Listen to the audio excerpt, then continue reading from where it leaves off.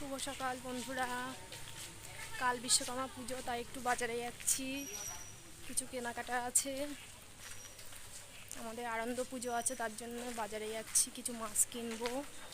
তো বন্ধুরা, বাজারে গিয়ে দেখা হচ্ছে।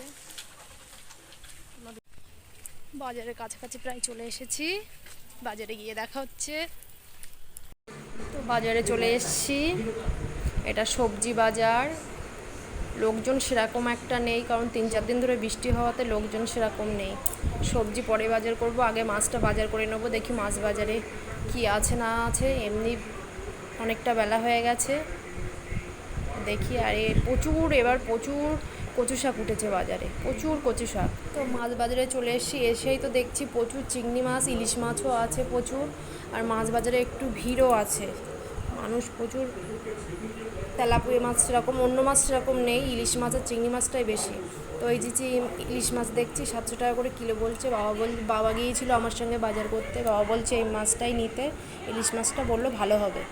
তো বাজার করা হয়ে গেছে, এবার বাড়ি যাচ্ছি। তো বাড়ি গিয়ে দেখা হচ্ছে বন্ধুরা। তো বাড়ি চলে এসেছি অনেক আগেই। তো সন্ধেবেলা, এখন সন্ধে হয়েছে, একটু সন্ধেবেলা কাটাগুলো করে নিয়েছি।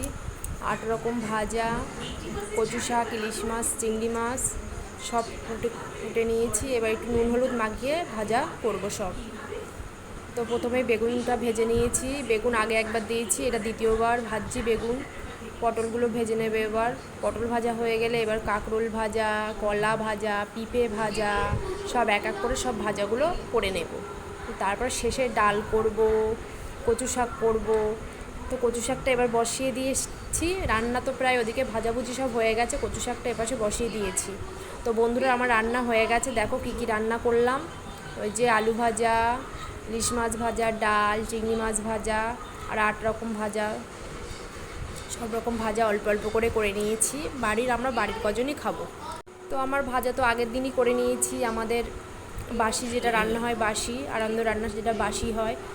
তো সকালবেলা উঠে তোমাদের দাদাভাই চলে এসছে গাড়ি সাজাতে। এই যে গাড়িটা সাজিয়েছে, খুব সুন্দরভাবেও সাজায়, গাড়ি সাজায়। তো সকাল সকাল ব্রাহ্মণকে বলে এসেছিলাম, 2 দিন আগে থেকেই বলা, কিন্তু আজকের দিনে ব্রাহ্মণ পাওয়া খুব মুশকিল। যে কাকুকে বলেছিলাম সেই কাকু আসতে দেরি করায় পাশে বাড়ি এক জায়গায় পুজো হচ্ছিলো, সেখান থেকেই এই কাকুকে ডেকে নিয়ে এসছে, অন্য এক কাকুকে। তো এই কাকু পুজো করছে। প্রত্যেক বছর আগে যে কাকুকে বলেছিলাম সেই কাকুর কাছ থেকেই গাড়িটা পুজো করে নেওয়া হয়। আর এই কাকুটাও পাশে বাড়ি, কিন্তু এই কাকুটাকে বলা হয়নি, যা দেরি হয়ে যাচ্ছে বলে ওই জন্য আমি ডেকে নিয়ে এসেছি। তাই এই কাকুটা বড় বড় দুর্গাপুজোও করে, প্রান্তিক মাঠে ওখানেও ওই পুজোটা উনি করেন। ওনার বাড়ি হচ্ছে মির্জাপুর, আমাদের এখানেই। কাকু অনেক পুজোই করে, কাকু হয় না, দাদু হয়, দাদু। আমি তো কাকু বলছি, সম্পর্কে দাদু হয়। তো গাড়ির পুজো প্রায় শেষের দিকে। এবার স্কুটি আছে, স্কুটিটাকে একটু পুজো করে নেব। তো স্কুটিটাকে একটু পুজো করে নিই। এটা আমাদের স্কুটি না, এটা ওই যে ভাইটা দাঁড়িয়ে আছে, ওই ভাইদের স্কুটি। এটা আমার একটা কাকিমা হয়, প্রত্যেক বছর আমাদের বাড়িতে এসে ওই স্কুটিটা পুজো করে নিয়ে যায়। আমাদের যেহেতু গাড়িটা পুজো করা হয় বলে ওই জন্য স্কুটিটাও পুজো করিয়ে নেয়। সকালবেলা কাকিমা বলে গেছিলো যে আসলে আমাকে একটু খবর দিস, তাই ওই জন্য ব্রাহ্মণ দাদু আসলেই ভাইকে বললাম যে স্কুটিটা নিয়ে আয়। তো আমাদের গুবলুবাবু এসে গেছে, গুবলু সোনা। উনি খুব দুষ্টু বদমায়েশ একদম, কপালে সিঁদুর মেখে একেবারে ভর্তি গুবলু বুড়ো। এই যে গুবলু বুড়ো, উনি একেবারে রেডি হয়ে আছেন, কখন একটু প্রসাদ দেবো, খাবে। শুধু বলছে যে প্রসাদ দাও। না, তা আমাকে টুটু বলেই ডাকে, আমার ডাক নাম টুটু, তা শুধু টুটু বলেই ডাকে। তো বন্ধুরা, পুজো করা হয়ে গেছে, আমরা দুজনে এবার খেতে বসেছি। ছেলে, মা বাবা ওদের অনেক আগেই খাওয়া হয়ে গেছে।